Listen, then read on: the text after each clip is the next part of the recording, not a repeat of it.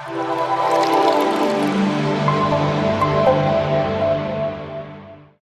الله. halkan waa kulliyadda beeraha ee jaamacadda Zamzam ee Culuumta iyo Tiknoolajiyada. Kulliyadan beeraha waxay ka kooban tahay laba qaybood oo ah qaybta wax soo saarka beeraha iyo qaybta wax soo saarka xoolaha oo sanadkan la furay sanadka 2021-2022. qaybtan waxaa loogu talagalay in lagu horumariyo wax soo saarka xoolaha Soomaaliyeed maadaama wadanka Soomaaliya oo asal ahaan yahay wadamada wax soo saarka badan dhanka xoolaha. barigi hore wax soo saarka wuxuu ku tiirsanaa jiray lo'da, geela iyo ariga.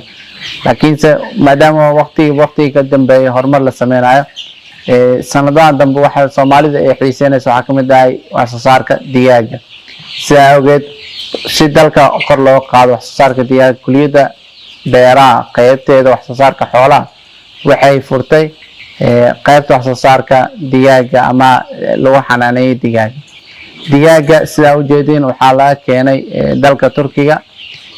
magaciisana waxaa la Attack S kaasoo soo maray heerar kala duwan ama baxnaano kala duwan.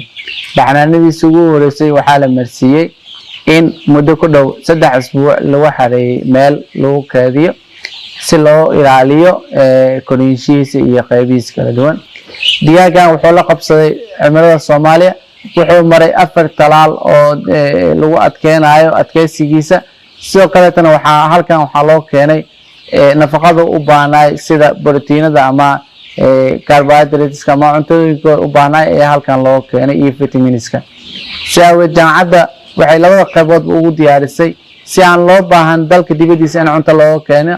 waxay u diyaarisay cuntadii oo cuni lahayd digaaga iyo mashiinka uu sameey lahaay mar walbana loo kaaftoomi lahaay adeegyada dibadda ka imaado ama cunto in dibadda loogu raadiyo digaagani wuxuu ka kooban yahay digaag wax soo saarkiisa sareeyo. sanadkan laga heli karo ala digaagii 300 in ka badan oo ukuma ah.